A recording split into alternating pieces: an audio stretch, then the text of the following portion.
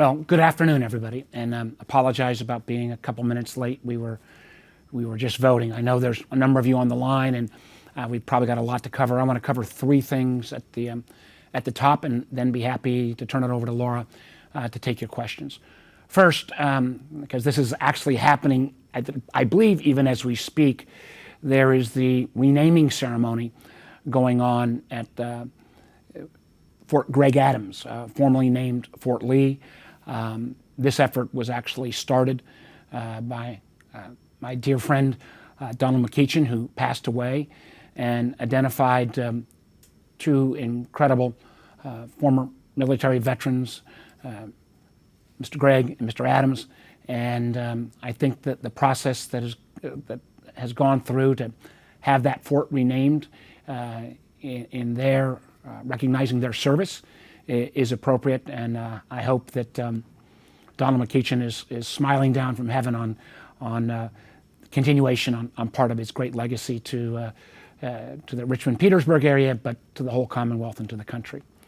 On a second issue, one that I'm sure there'll be additional questions on, and that is the debt ceiling. We have to make absolutely explicitly clear that we are not going to default on the full faith and credit of the United States. Nothing would be worse, nothing would be more advantageous to our possible adversaries like China and Russia than to have this self-imposed political hand grenade exploded sometimes during the summer. So we shouldn't default. And the ability to have a debate with spending priorities with the House, I'm wide open to that. But that ought to be done through the normal appropriations process, and we're starting that in a bipartisan way in the Senate. And that's where that issue ought to be held. I remind viewers that when President Trump was in, we raised the debt ceiling 3 times without holding the full faith and credit of the United States hostage. Unfortunately, that's not the way the House is trying to approach this in their effort. Yesterday, and by the narrowest of margins, a House bill did pass. It's kind of curious. This was the same House leadership that would promise that everyone is going to have a chance to read the bill and amend the process. This was about as swamp-like a tactics as I've seen, and Lord knows both sides have been guilty of that over the years. And I think one of the things that'll be curious is when Americans actually read what was passed yesterday. Let me lay out a couple of items. It would cut over $1 billion in opioid treatment. It would cut 30,000 public safety officials. It would literally roll back lots of the improvements made for veterans care. Literally millions of veteran health care visits would be canceled. Cut back on 30,000 public safety officers. It would lead, experts have said, to furloughing most of the Border Patrol, which, if we're going to have secure borders, is not the smart thing to do, and would attempt to roll back all of the investments made on moving towards a greener energy, moving towards electric vehicles, moving towards even some of the additional investments in nuclear. So it'll be curious to see how Virginians and Americans will react when they hear what was the House's ask to deal with this issue. We ought to debate the budget. I've got plenty of expertise and scars on this. I was part of the original Simpson-Bowles proposal over a decade ago, but that ought to be done separate from any effort to put the full faith and credit of the United States. Anyone that advocates that we should even potentially default on our debt is the height of irresponsibility. No other nation in the world actually even has this kind of political hand grenade, because I would, again, remind folks, the debt ceiling is about whether we're going to pay the bills on money we've already spent. Again, pretty wacky, and one of the crazy things the Democrats should have done was, under President Trump, gotten rid of this political hand grenade when we raised it 3 times without extracting any kind of political price. 2 other quick issues.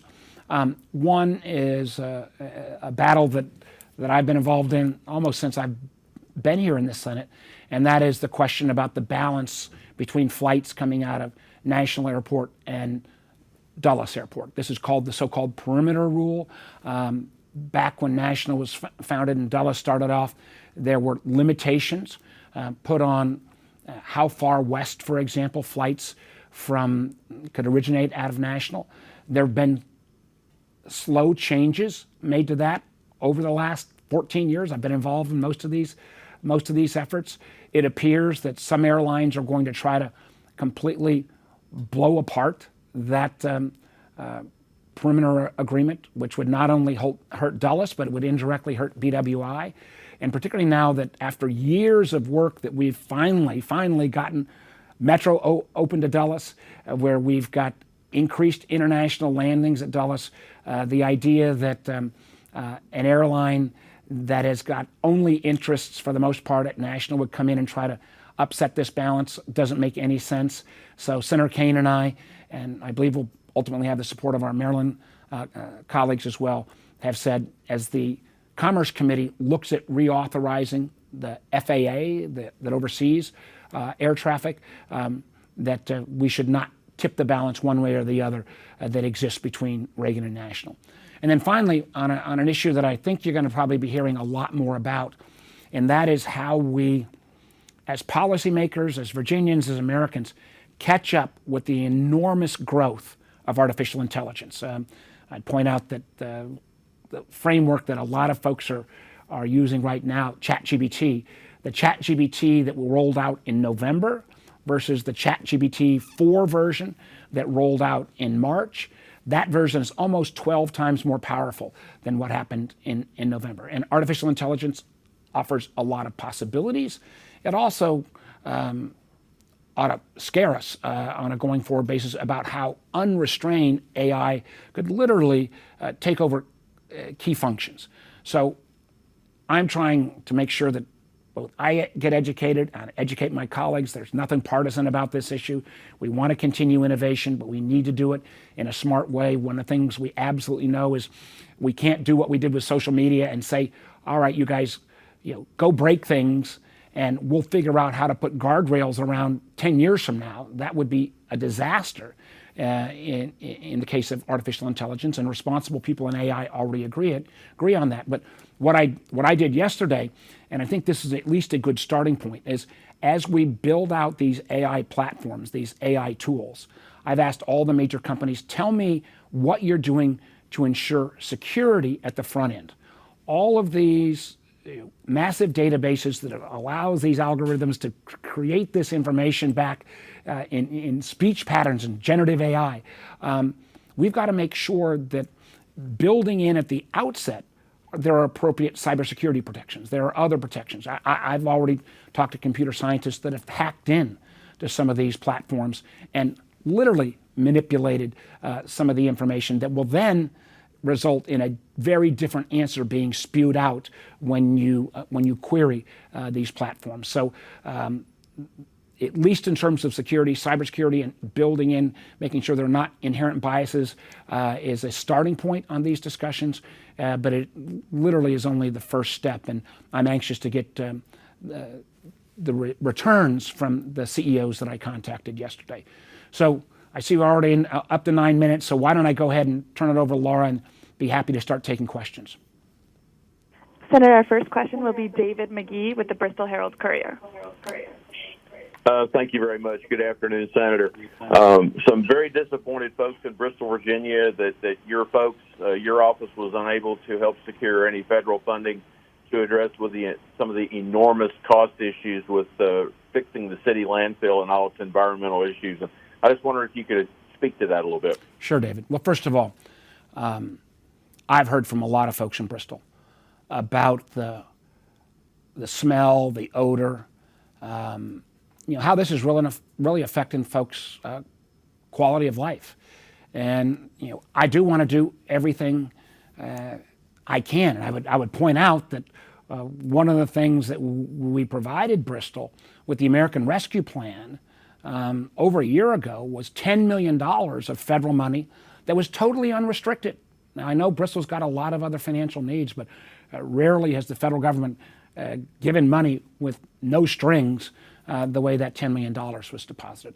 We looked at the request for congressionally designated spending. I think the original request was upwards of above $50 million. I just got to tell you, the congressionally designated spending or earmarks, usually those allotments or awards are only in like the $1 million range. This whole effort has been dramatically downsized.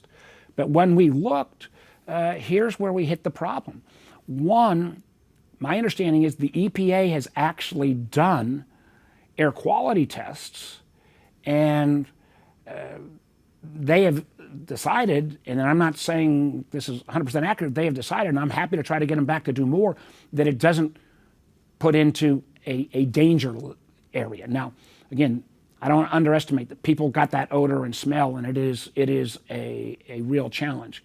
But the fact that it didn't trigger EPA remediation meant even if we were able to secure some funds, there was no program to put it to. So, getting money from EPA where there's not a program that exists,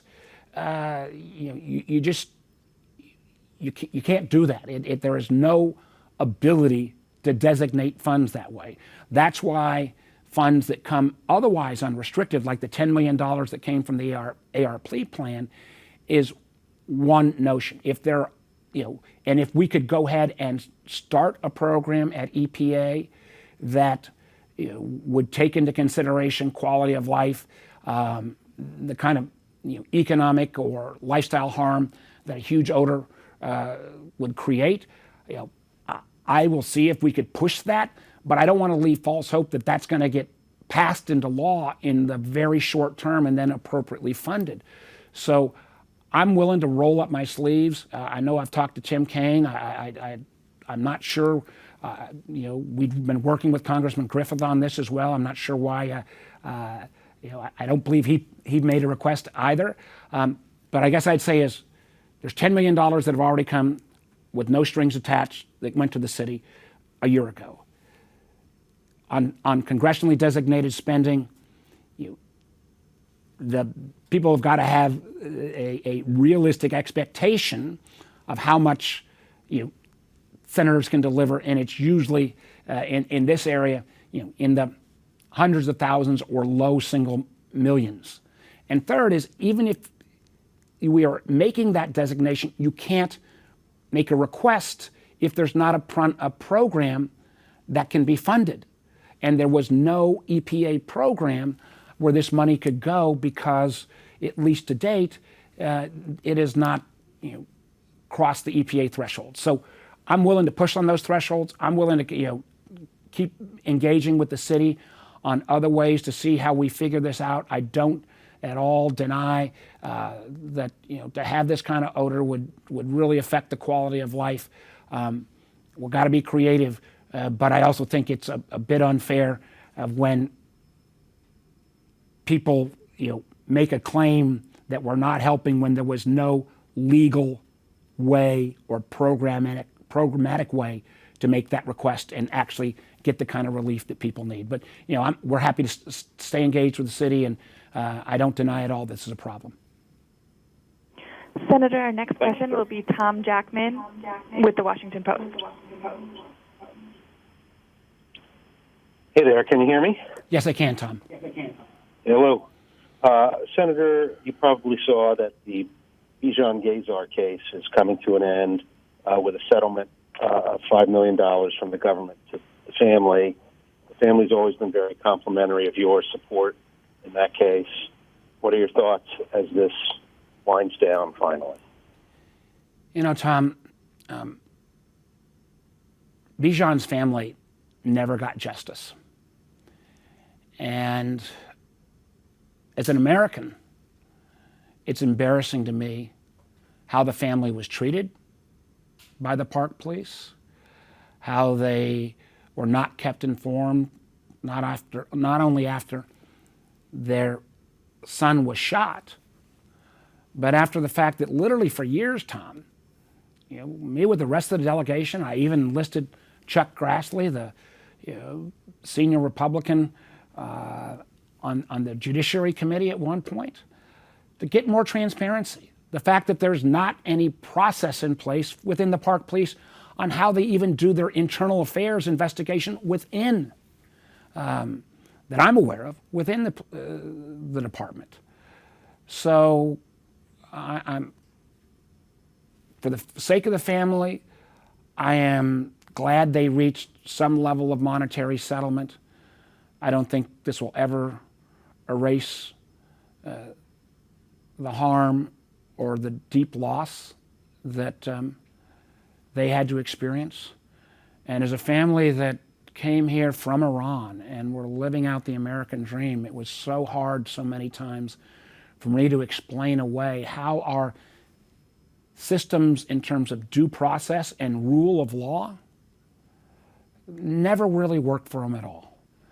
And I'm committed, along with Senator Grassley and all of the rest of the delegation, from the whole region, to make sure, whether it's more body cams on park police, making sure we keep push for a greater accountability when park police do something potentially wrong, that there's got to be some internal affairs investigation. The fact that the family was, I think, mistreated so many times in terms of getting access to their son as he was dying. It's just not the way the system was supposed to operate in America. So I hope this financial settlement will give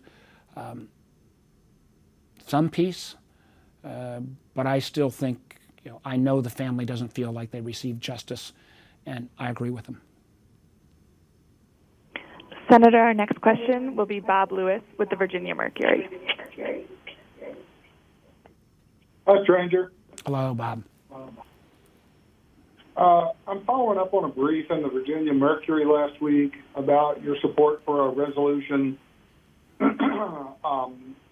endorsing strong local news organizations, has all the standard platitudes about merits of informing the public and serving as a watchdog in government.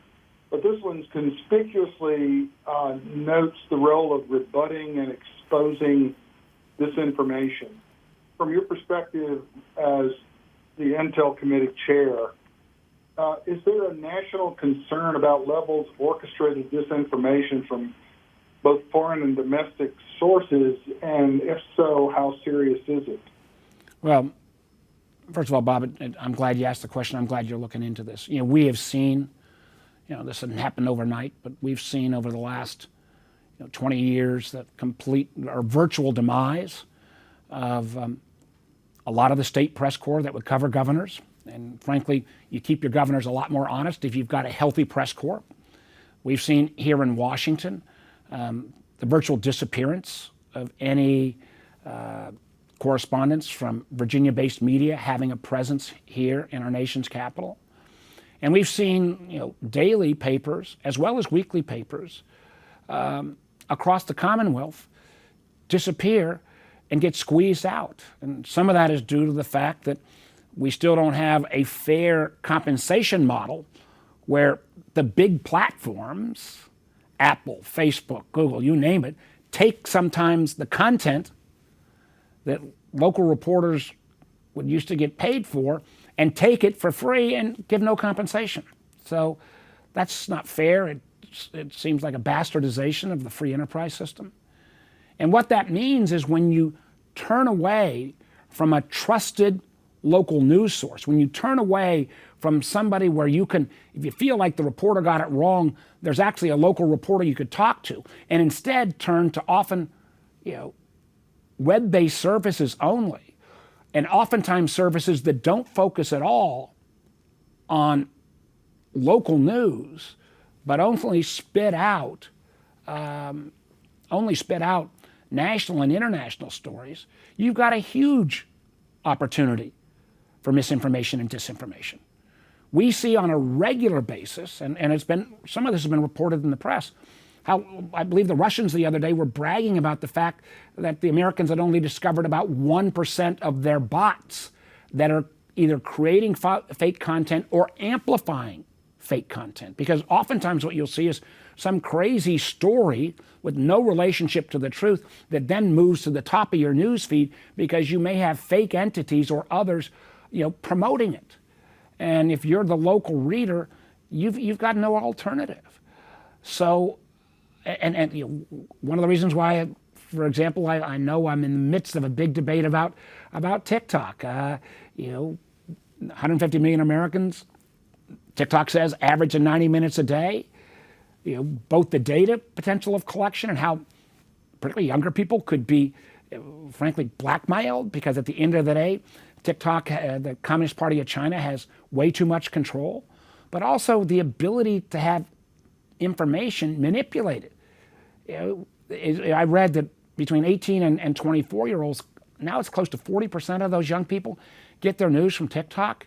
If anyone doesn't believe that the Communist Party at any point, I'm not saying they've done it yet, could end up shading that news to be more favorable to China and against America, then they don't have a realistic expectation of how adversary states are going to deal with us. Our greatest strength is our free enterprise system and our traditional freedom of the press. And if we don't have that local press, if we don't have particularly that local trusted press, the fact that you default to these more amorphous national entities that you don't know oftentimes who's backing them or who's promoting them, this is a potentially huge issue. And we've seen Russian manipulation, but the 2016 election has got me deep into this. But as recently as 2022, there have been intel reports that it's not just Russia, it's China, it's Iran. There were some reports of even some from Turkey. I mean, this is a issue that is only going to get worse.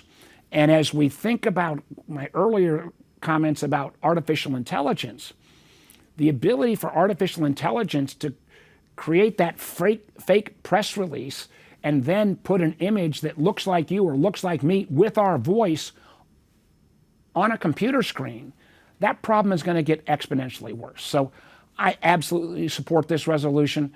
Not sure it's, we may get it passed, but it's not going to solve the problem. I'm looking at, there's some other legislative proposals that could do more, but I sure hope this would be an area where there'd be broad bipartisan support.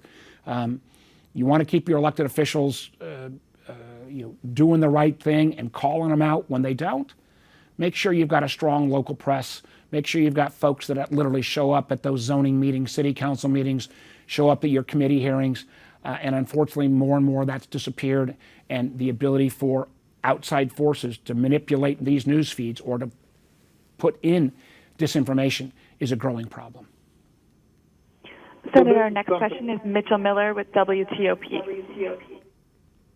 Hi, Senator. Thanks for joining us. Going back to the debt ceiling, as you mentioned, you have some scars from this over the years. As somebody who has dealt with this a lot, you know that the Treasury Secretary is probably going to get a little closer to what the date could be in terms of the deadline. How many weeks out do you think that needs to be actually buttoned down before we might see some real skittishness with the markets and a lot of the economic issues that you alluded to earlier? Well, part of the reason the date floats is based upon the volume amount of tax returns coming in, revenues coming in. It appears now that we're looking probably mid-July. But if you get, I think, frankly, even within 30 days and clearly within 2 weeks, the market's going to take notice. And when you've got, particularly in a nation state like China that has so many dollar-denominated reserves, I'm not saying they would sell those reserves into the market to cause further disruption, but why even create that potential? Why create the potential of another downgrade in terms of the creditworthiness of treasuries? You do that, that drives up interest rates, and all the effort to try to bring down inflation goes out the window. And anybody that's got a mortgage or a student loan or any other kind of borrowing obligation, their costs are going to go up. And there is no reason to do this other than political theater. You want to have a conversation about revenues and spending cuts? Let's have it. And I'll roll up my sleeves with anybody to make that happen. And it ought to be done on an appropriations process. But the idea that you're going to use this self-inflicted political hand grenade to inflict harm upon our nation at this critical time coming out of COVID, as we try to get inflation back under control, would be the height of irresponsibility. And in the meantime, what I do hope is that the approach that passed only by one vote yesterday in the House, that the American people look at what those proposals included, because if they'd actually read the bill, I think the vast majority of those members would not have voted for it. Senator, our next question is Angela Jones with the Hampton Roads Messenger. Thank you, Senator, for this availability today. I wanted to ask you if you know of, I know you said you wanted to talk about the abortion pill that you haven't talked about yet. Sure. But also, if you know of any legislation currently in the works to protect children from problems from the environment, such as secondhand smoke that's causing asthma, and 40% of the children seen in emergency rooms live with smokers. Yeah. Well, let me try to take both those. I mean, first of all, I'm glad that the Supreme Court put a stay on what I thought was a completely unscientific and slightly crazy ruling from the Texas judge that was taking this abortion pill that had been approved by the FDA for 20 years as being safe, and then using his personal values to basically throw out that FDA determination. That is wrong in terms of, I believe, further limiting women's health care choices. And we wouldn't have had this if the Supreme Court had not overturned Roe v. Wade. I think women ought to make those choices with their docs and their religious advisors and their family, but it shouldn't be dictated by unreasonable sets of laws the way Florida did at putting literally a six-week ban in place. And then the whole notion of taking on and overturning, regardless of what you think about women's health care choices, overturning a drug that's been out for 20 years and has proven to be safe just because your politics disagreed, is totally counter to the whole trust we have in our country around the safety and usefulness of the FDA approval process. It was grossly overdone, and I hope even this Supreme Court will recognize that and stick with the science. They want to weigh in on other things. They've got those rights, and they have. But the idea of overturning the Americans' trust in the FDA process on a medicine that worked for 20 years is just plain wrong. In terms of, my wife and I don't smoke by any means, but my daughter has had massive asthma. I've seen the kind of attacks she's had. There are certain, rules in place, again, back to some of the EPA issues and healthcare issues that were moved, for example, on tobacco usage. But the questions around secondary smoke, there's still, I think there's still progress to be made. And when we look at the financial costs, but also I've seen with my own daughter the kind of anguish that she went through when she has a massive asthma attack when she was young. If there's additional legislation, I'd be willing to look and support it because this is an issue, unfortunately, we see not only from secondary smoke, but just in terms of the level of kids who have asthma, the level of kids who have unusual allergic reactions. I got another daughter that's also got the peanut allergies, and the volume of folks who have those kind of other allergic reactions. We need to do more in terms of kid safety, and some of this goes to areas like asthma where we know some of the causation that comes from secondary smoke. Senator, we have time for one final question from Amy Knowles with the Virginia Dogwood. Hey, Senator Warner, thanks so much for taking our question. I was wondering if you might share your opinion on whether or not there should be work requirements for Medicaid recipients.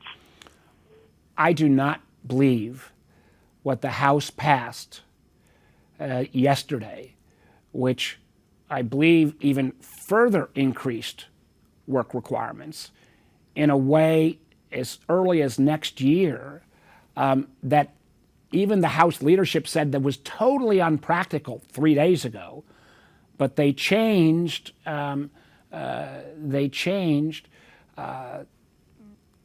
To kind of force a vote through. I don't think that made sense, and I think, frankly, a lot of Republican members felt as well. The amazing thing is there are already work requirements if you have any kind of what used to be called welfare. So the vast majority of folks, if they are getting other public support, they've got a work requirement. So the notion of let's just put in additional ones, and I've not even looked at what age cohort they went after, seems to me to be over the top.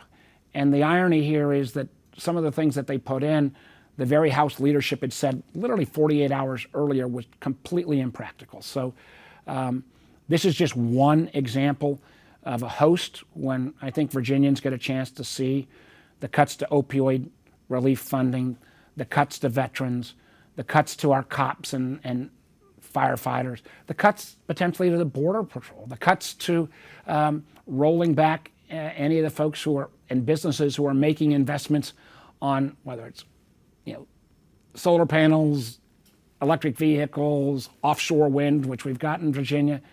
I think the House approach is frankly going to be dead on arrival when Virginians and Americans read it. But I really appreciate everybody. Again, sorry for being a little bit late, and I hope everybody has a safe weekend, and see you again soon. Thank you.